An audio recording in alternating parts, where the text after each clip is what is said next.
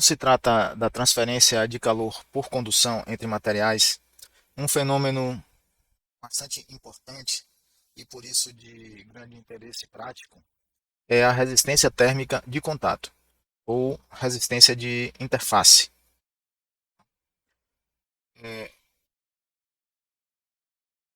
Esse fenômeno se dá sempre que são colocados em contato, uma vez que sempre não existe superfície lisa, tá, pessoal? Perfeitamente lisa. Então, sempre que duas superfícies são colocadas em contato, por mais plana que seja e por mais polida que seja, sempre haverá imperfeições, né? Haverá imperfeições que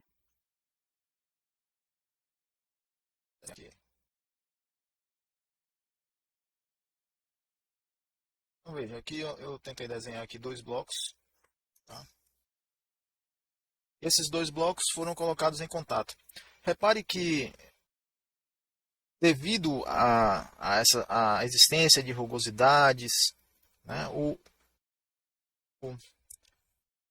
os pontos de contato, tá, ocorrerão em locais específicos, né, tipo aqui, aqui, aqui, ok?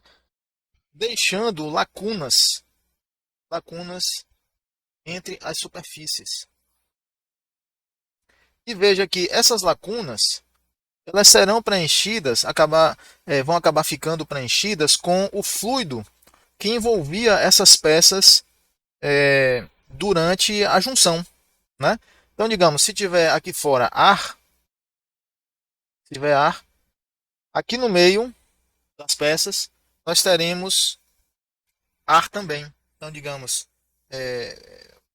objeto 1 e objeto 2 aqui.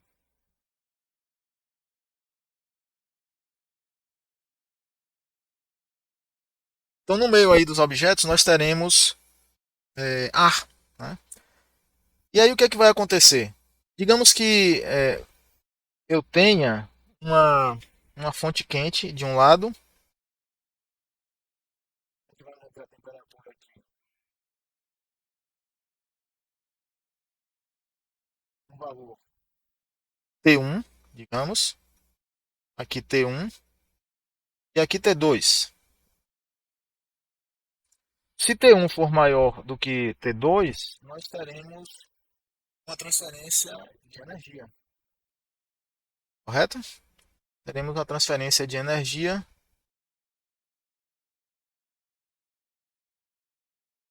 que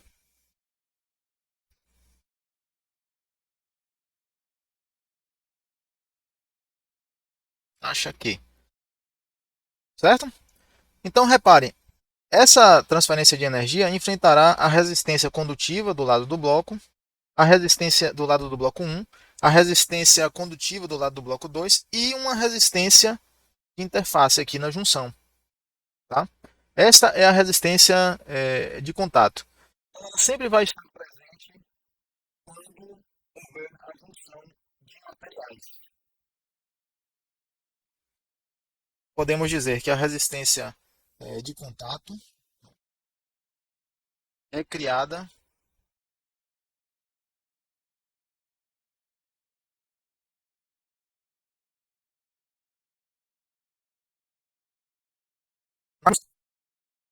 entre materiais.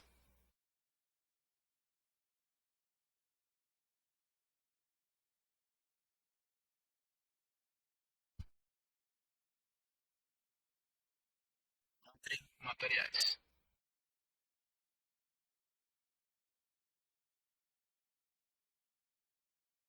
Ok?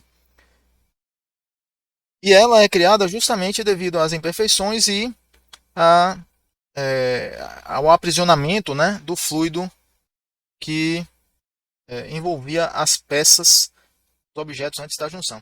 Repare que nem sempre o fluido aqui será ar. Né?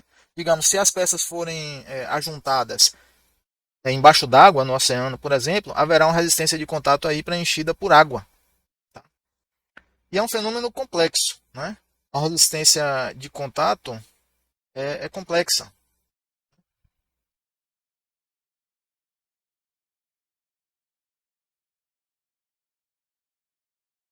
Por que ela é complexa?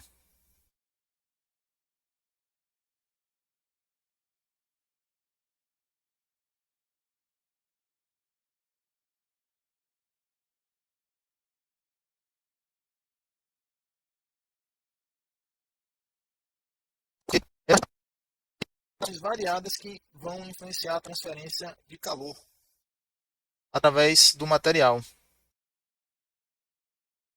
Veja só, a energia que sai desse lado e passa para esse lado, ela vai ter alguns caminhos possíveis, né? Porque no ponto de contato, o calor passará através de condução. Então, vou desenhar aqui, ó. No ponto de contato, nesse ponto de contato aqui, ó, a energia passar por condução. Aqui também, ó, condução.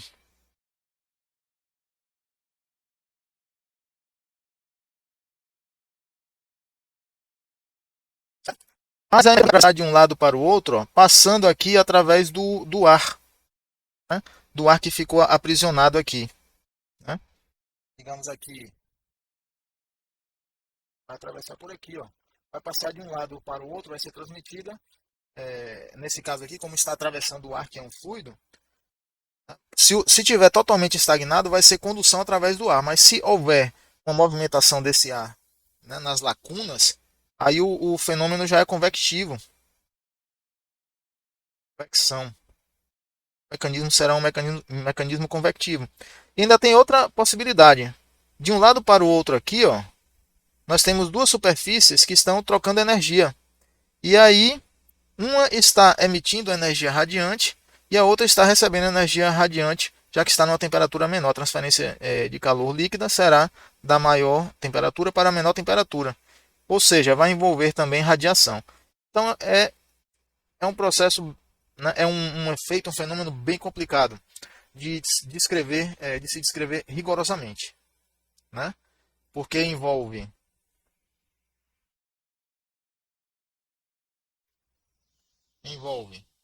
condução propriamente dita,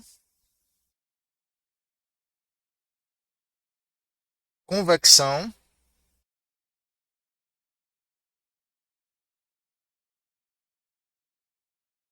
e radiação.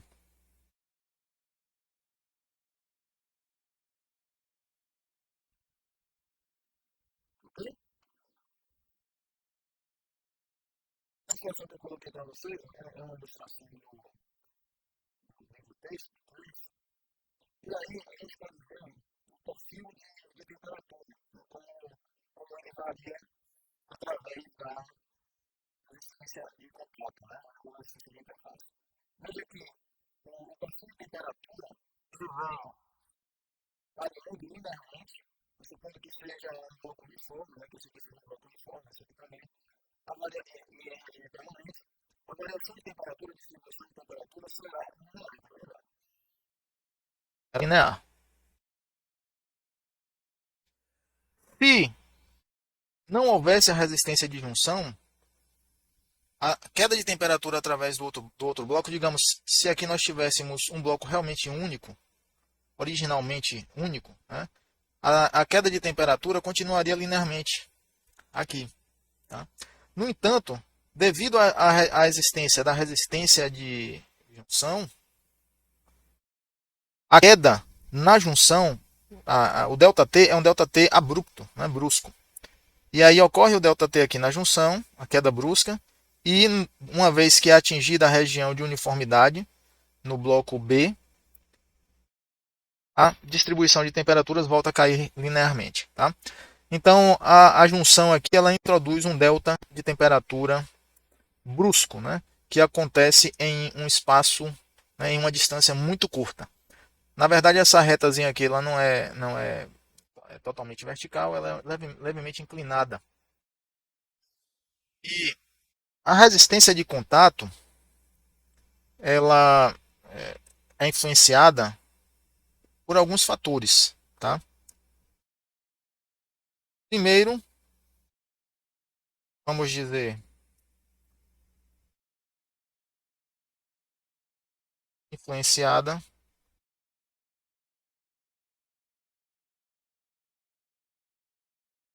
por. O primeiro fator, né, que influencia a resistência de contato é a própria rugosidade, né? A rugosidade da interface. Rugosidade dos materiais, das superfícies em contato. Claro, porque se eu tiver rugosidade diferente, nós vamos ter aqui pontos de contato, né? Uma quantidade de pontos de contato maior ou menor e também um espaçamento entre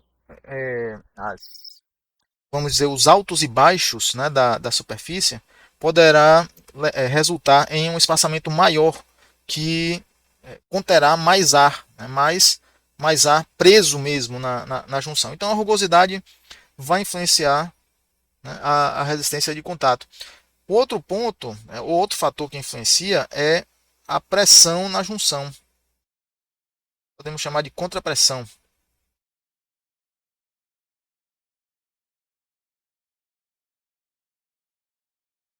Pelo seguinte, digamos que eu aplique uma força aqui, desse lado, e uma força desse lado aqui.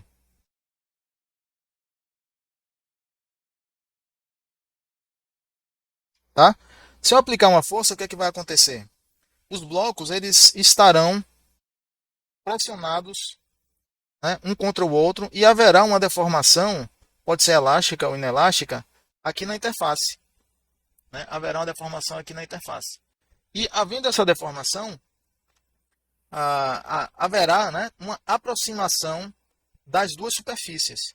E essa aproximação pode simplesmente, né, reduzir a resistência convectiva no ar ou condutiva no ar que está preso aqui, pode aumentar a pressão ou pode até fazer o ar escapar.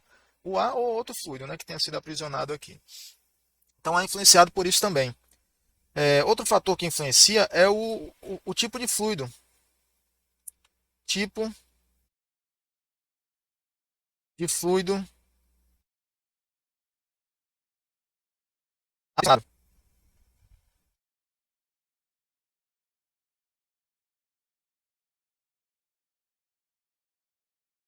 aprisionado na junção.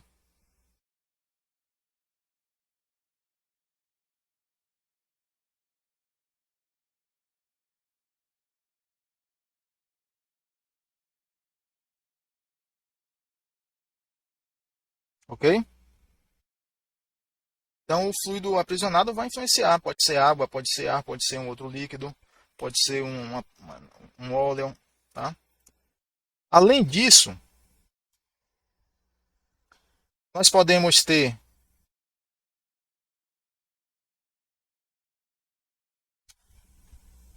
influenciando a transferência de calor através da junção a própria temperatura do líquido ou do gás que está preso. Né? Então, a temperatura influencia também. A temperatura, a junção.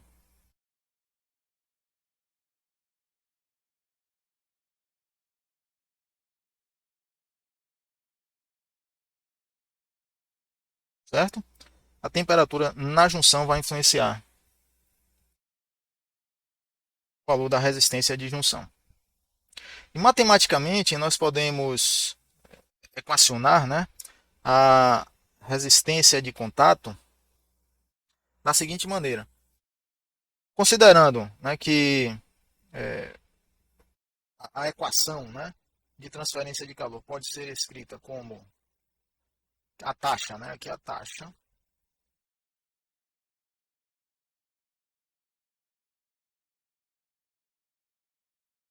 pode ser taxa térmica, vou colocar assim, para ser mais específico. Então pode ser escrita na forma de uma relação de causa-efeito, né? Então a taxa térmica será igual a ΔT, que é a diferença de temperatura, dividido pela resistência no caso a resistência térmica. Como nós estamos equacionando aqui a resistência térmica de contato ou de interface, eu vou chamar aqui de resistência I, de interface I. Certo? Isso implica que a resistência de interface será igual a ΔT dividido pela taxa. Tá? Agora repare que essa taxa aqui é taxa mesmo, né? Energia por tempo, medida em watts, joule ou BTU por hora. Certo?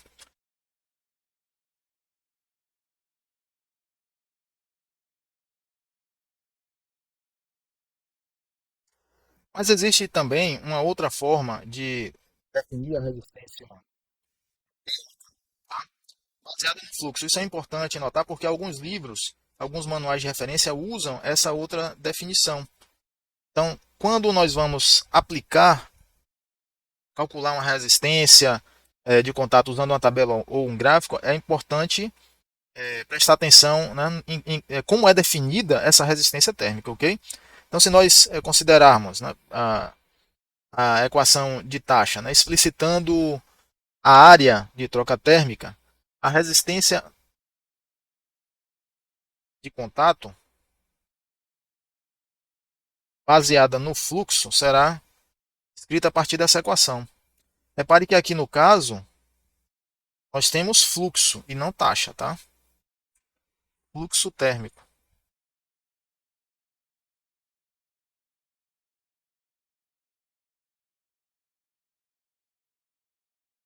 É medido em watt por área, metro quadrado, ou BTU por hora.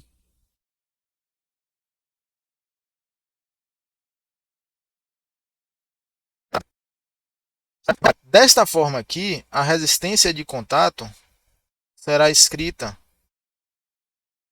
por ΔT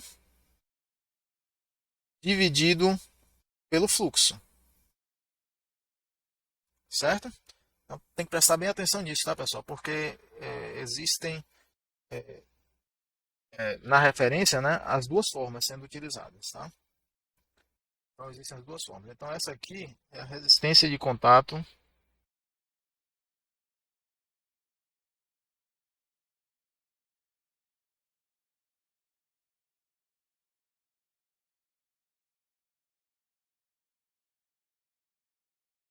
baseada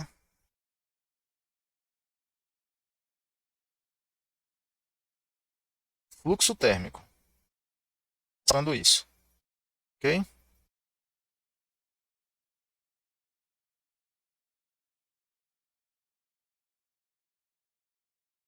Finalizar aqui para ficar bem claro, certo?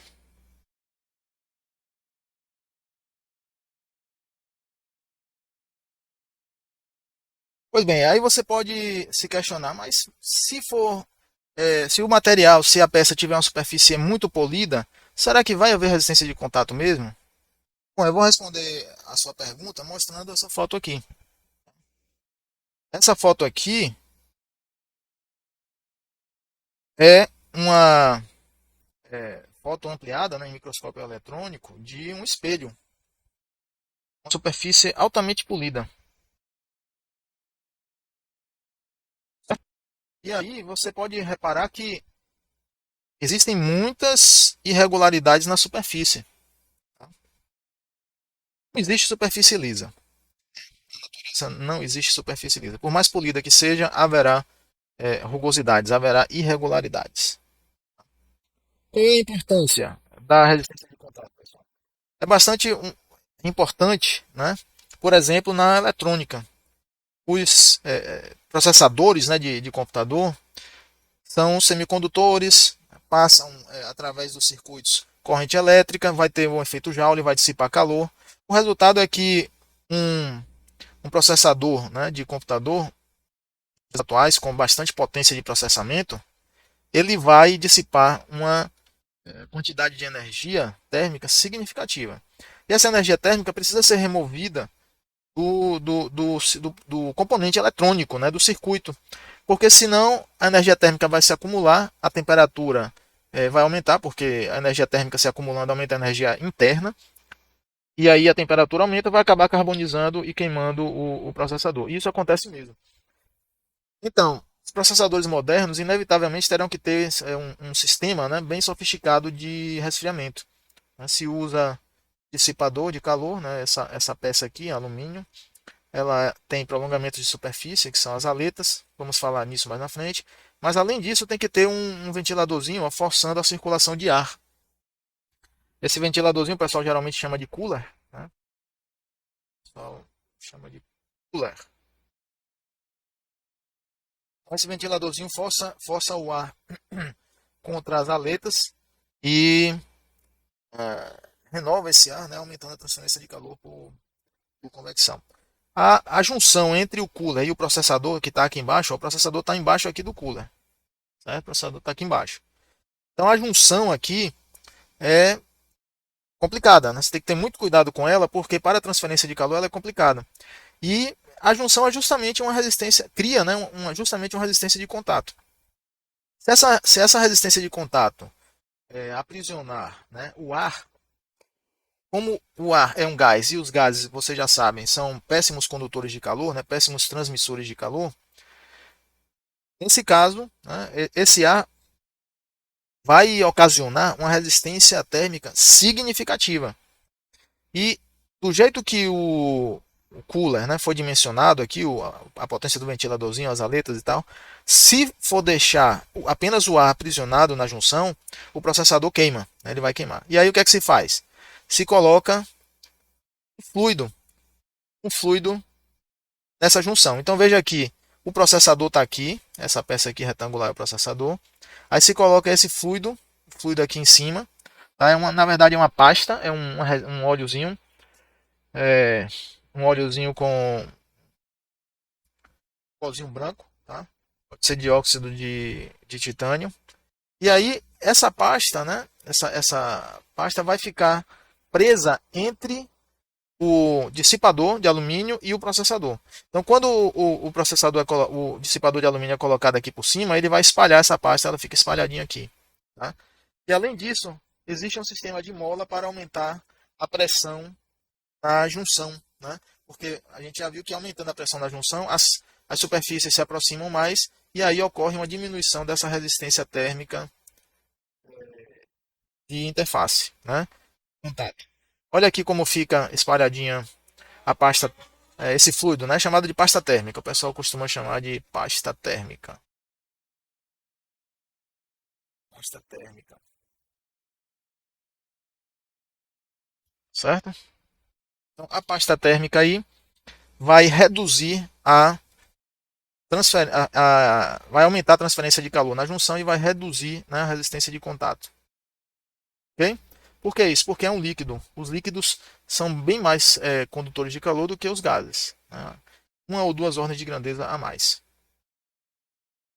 Aqui nessa tabela eu quero mostrar para vocês, é uma tabela do Crave. Nós temos valores de resistência de contato mudando o fluido. Mudando o fluido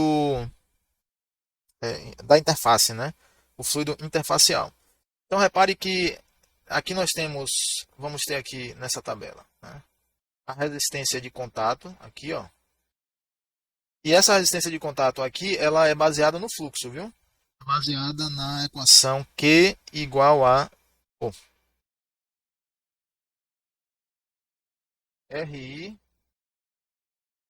igual a ΔT dividido pelo fluxo. Certo? Então esse RI é o RI que nós temos aqui. Ó. Ele é metro quadrado Kelvin por watt. Tá? Então repare, a resistência de contato com o ar, nós temos aqui. A resistência de contato com hélio, hidrogênio, você vê que está diminuindo a resistência. O óleo de silicone ó, diminuiu mais ainda. A glicerina diminuiu mais ainda. Bem? Então a substituição do gás por um óleo diminui a resistência de contato bastante. Aqui no caso diminuiu 10 vezes, né? O ar para a glicerina, ó, tem uma diminuição de 10 vezes. É bem significativo. Olha aqui o efeito da pressão na resistência de contato. O material está aqui, ó, aço inoxidável. Com a pressão de contato de 100 kN por metro quadrado, nós temos 6 a 25 o valor da resistência de contato. Também aqui, ó, resistência de contato também baseada em fluxo, tá?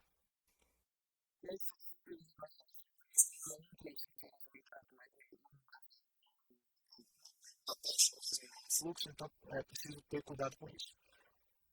A pressão de contato aqui maior, tá vendo? 10.000, aqui 100 kN, aqui 10.000 kN por metro quadrado. Veja que diminui bastante a resistência de contato, tá vendo? De 6, da faixa de 6 a 25 passa para 0,7 a 4. Cobre também, ó, diminui. Ou seja, aumenta a pressão de contato, aumenta.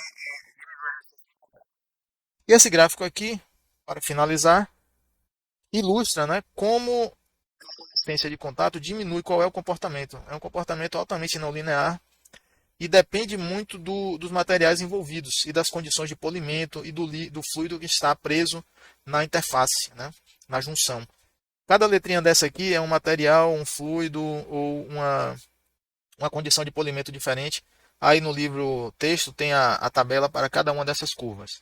O que eu quero que vocês reparem aqui, prestem atenção, é simplesmente nessa questão do comportamento mudar bastante, né?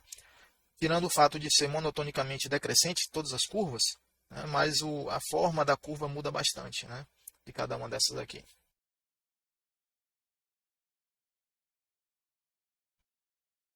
Vamos dar uma pausa agora na teoria para fazer uma aplicação. E o problema vai ser o seguinte: é um problema essencialmente de condução, né, condução térmica. Então vamos ver o anunciado aqui e entender e efetuar detalhadamente aqui a solução. Tá? Uma panela de alumínio, uma panela de alumínio,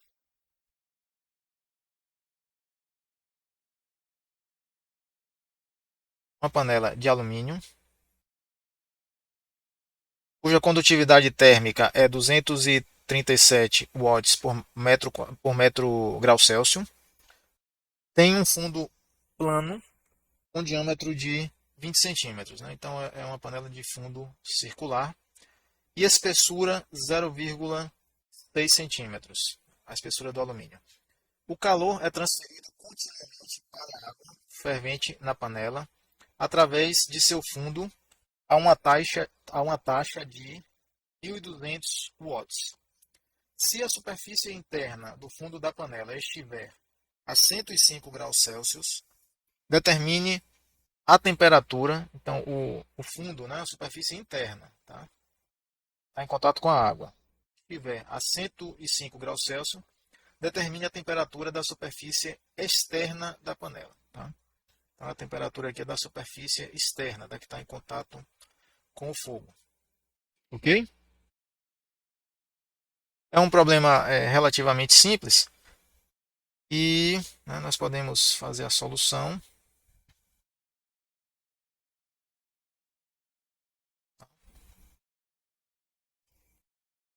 É interessante, pessoal, sempre tentar visualizar o problema primeiro. Tá? Então nós temos uma panela. Essa panela está com água, está cheia de água.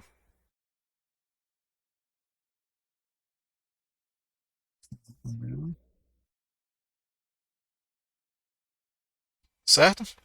Tem água aqui dentro.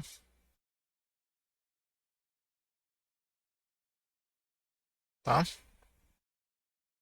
A água, né, está fervendo, mas o que interessa é que a temperatura interna da panela, essa temperatura aqui, eu vou engrossar a panela para a gente visualizar fundo, né?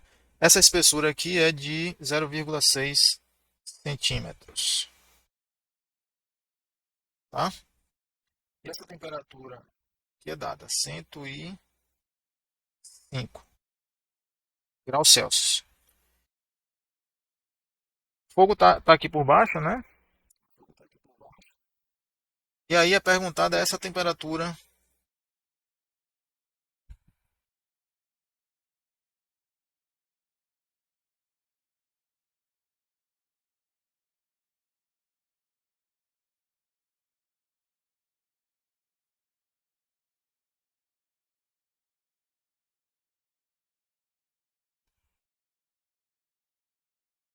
Essa temperatura externa é a pergunta do problema. Além disso, é dado o diâmetro. O diâmetro aqui será de 20 centímetros. Então é só isso, né? Basicamente só isso. E aqui nós vamos usar uma das equações que nós já vimos anteriormente, que é a lei de Fourier integrada. Tá? Pela lei de Fourier integrada, nós sabemos que a taxa de troca térmica é o ΔT, né, sobre, caso a resistência aqui, o fundo da panela ele é plano, né? É uma resistência de parede plana. Então será ΔT dividido por L sobre KA. Ok?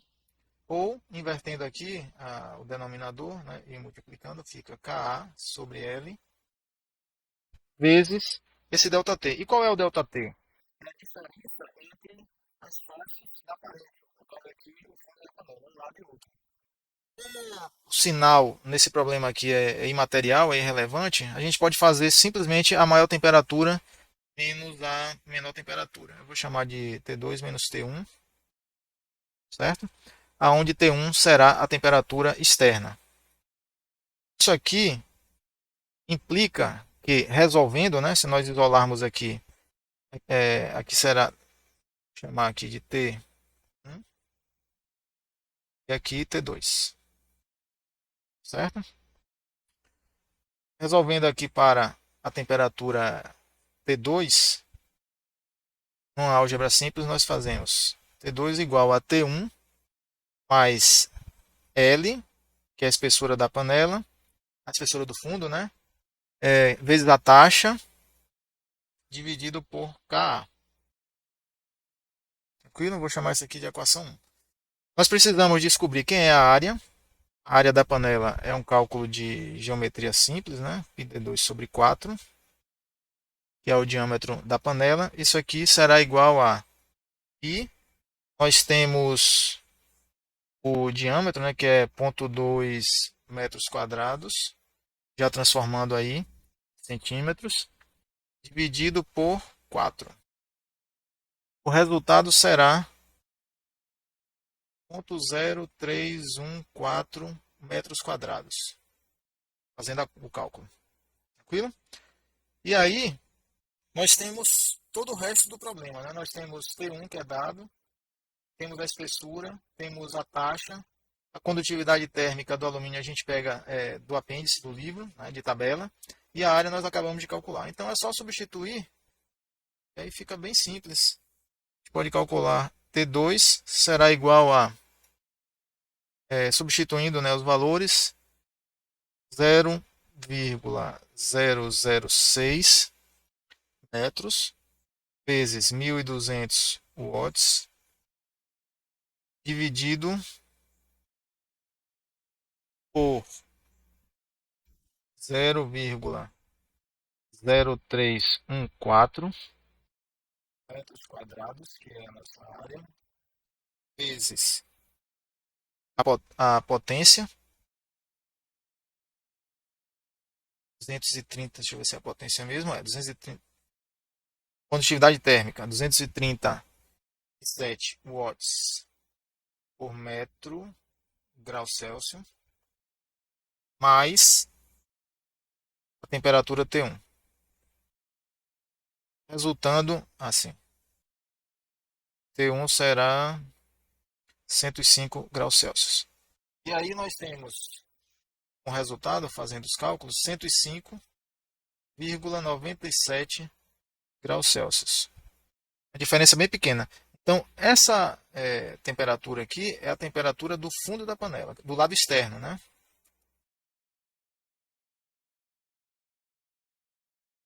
Temperatura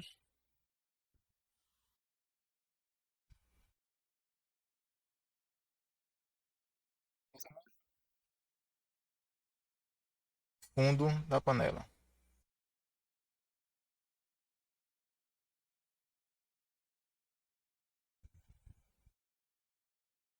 Tranquilo? Então, está calculado aí. É um problema bem simples, compreendendo o problema e lembrando da lei de Fourier integrada. Resistência de parede é bem direta a resolução. E ainda cabe adicionar, né, refletindo um pouco aqui sobre esse resultado, por que, que a diferença de temperatura entre as duas superfícies é tão baixa assim? Né? Por que, que é apenas 1 grau? Porque a condutividade térmica do alumínio é muito alta. Né? O K é muito alto. E também porque a espessura da panela não é a espessura do fundo da panela não é muito grande, não é uma espessura apenas de alguns milímetros, né? Então, o K é alto e o L é baixo. É por isso que uma pequena diferença de temperatura produz uma potência de transmissão de calor tão alta assim.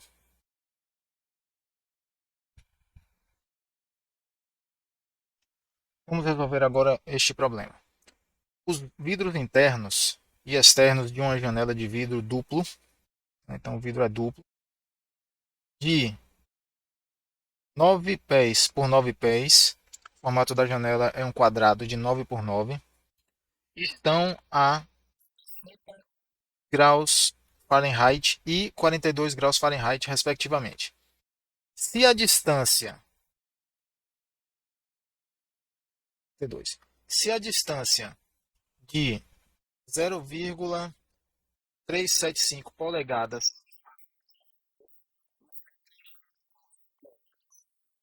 determine a taxa de transferência de calor pela janela. Então, o que é pedido aqui é a taxa de transferência de calor.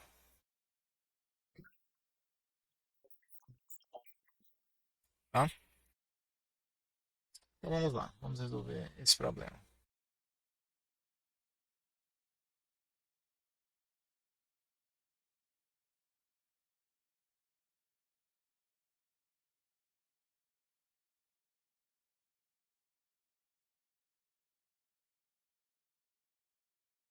Bom, o que é que nós temos?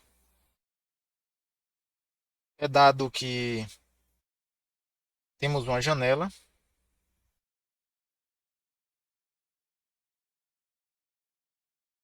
Aqui, pronto. Temos uma janelinha. Tá? Essa janela tem vidro dos dois lados, certo? Então temos aqui nossa janela.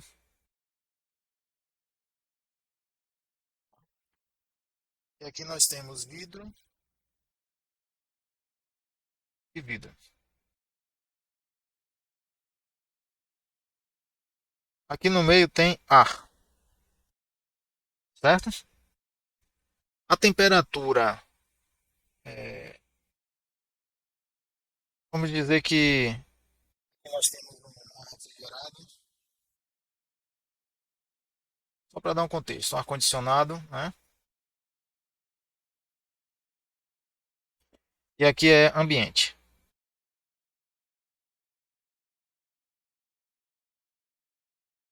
Então, essa temperatura externa aqui é de 60 graus Fahrenheit. A temperatura interna mais baixa, temperatura mais baixa é de 42 graus Fahrenheit. Logicamente, se a temperatura interna é maior do que a externa, nós teremos uma taxa, né, de transferência de calor atravessando aqui essa janela. Tranquilo? O que é perguntado é justamente o valor dessa taxa. O problema fornece algumas informações importantes que facilitam a solução. No seguinte sentido, veja que é dada a informação que o ar está parado. Por que essa informação é uma informação chave? temos aqui uma informação que é chave. Por quê? Porque se o ar está parado, se não tem movimento, vocês já sabem que a transferência de calor será através do mecanismo de condução, certo? Agora, se o ar não tivesse parado, bom, aí o problema ia ser um pouquinho mais complicado, né? Porque se, se existe movimento, né, do ar, se o ar está se movimentando, então nesse caso nós teríamos uma corrente ascendente aqui, ó, e uma corrente descendente de ar na parede fria, tá? No vidro, né? No vidro frio. E aqui teríamos um ponto de retorno, tá? Então, nessa condição, pessoal, o mecanismo presente na transferência de calor seria convecção, né? Transferência de calor seria ocasionada por meio de convecção. E aí não daria, com essas informações, né, não daria para resolver esse problema, tá? Uma vez que seria necessário procurar, né, uma estimativa do coeficiente de convecção. Como nesse caso é falado que o ar está parado, então ó, não haverá transferência de calor por convecção, sim por condução térmica. Tá? Então, simplesmente com o K do ar, coeficiente, a condutividade térmica do ar, nós conseguimos resolver esse problema. Tá? Fica bem mais fácil. Vou apagar isso aqui só para não atrapalhar. Opa, certo?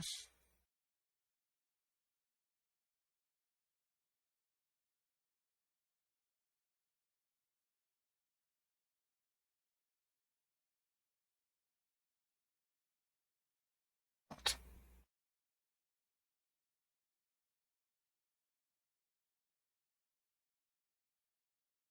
E nós temos ar parada. Bom, fazendo-se essa consideração, é fácil de ser resolvido. Afinal de contas, nós vamos usar, né, a lei de Fourier integrada para uma parede plana, que nós já vimos, né, que na condição de regime permanente, né, também é uma hipótese que vamos aplicar. Eu vou escrever aqui para que fique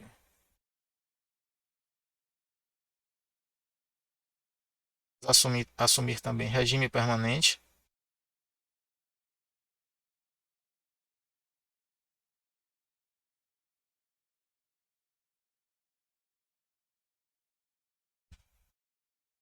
Ok?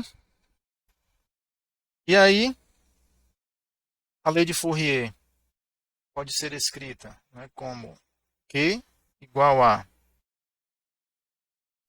K sobre L vezes a diferença de temperatura. A questão do sinal positivo ou negativo da taxa é imaterial, né, é irrelevante nesse problema. Então, nós simplesmente podemos calcular é, substituindo aqui os valores. Né? Da tabela, a condutividade térmica será 0,0141. Isso aí no apêndice do livro, vocês podem pegar, né? Consultar esse valor. Pedido por pé, hora, Fahrenheit. Certo?